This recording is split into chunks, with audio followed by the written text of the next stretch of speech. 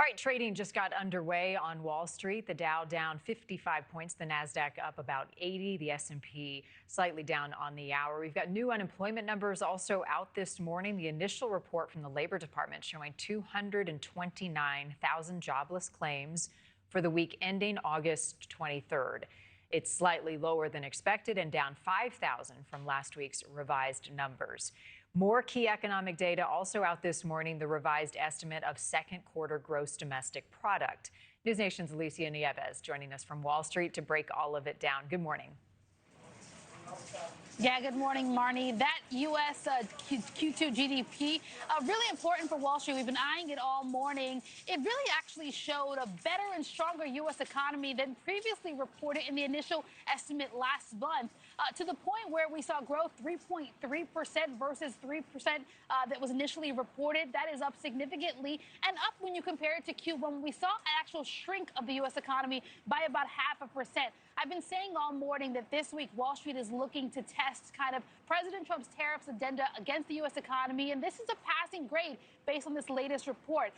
Also notable within this report is an understanding of the PCE numbers. That actually came out a little bit lower than initially reported, which is good because PCE is a key inflation gauge for the Federal Reserve. That came out 2% for the year over year versus 2.1% initially reported, while core PCE remained the same.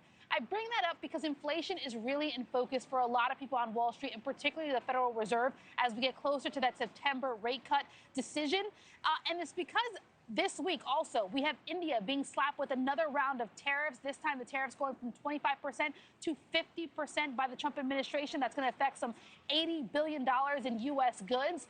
Going to certainly, by all economists' accounts, going to affect India's economy more than it affects the U.S. because we represent 20% of their overall exports. But make no mistakes, the consumer likely to feel a pinch here from everything from electronics to jewelry to medical supplies.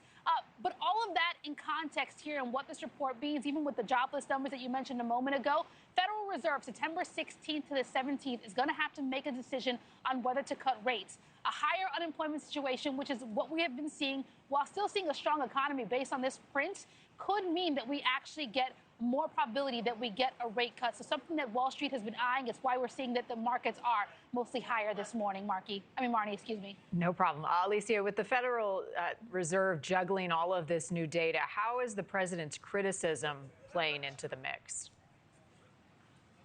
Well, there's been a lot of it, right? We've seen President Trump over the last couple of months since the start of his administration really urge the Federal Reserve, and I use the word urge lightly here, to have a rate cut. He said he's won a 1% rate cut. The Fed has been resistant to doing so, really concerned over inflationary pressures by some of President Trump's, agendas.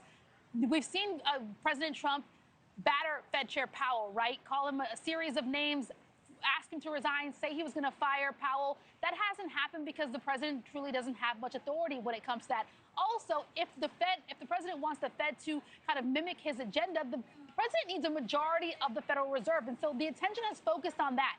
We saw in the last Fed meeting that two of the board members of the Federal Board of Governors, they actually dissented with Fed Chair Powell, meaning they were on President Trump's side. We saw a Fed governor resign. The president will get to replace that person. And now we're seeing the president focus on a fourth governor, Lisa Cook.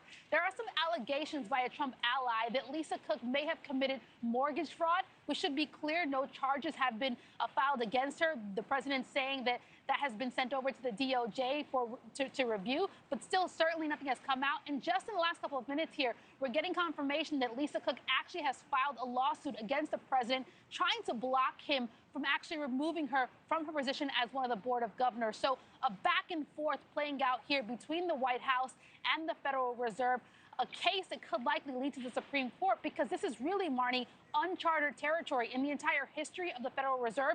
We've never had a president try to fire a Board of Governor or a Fed chair. So something that the markets and many around the country are watching closely as well, Marni.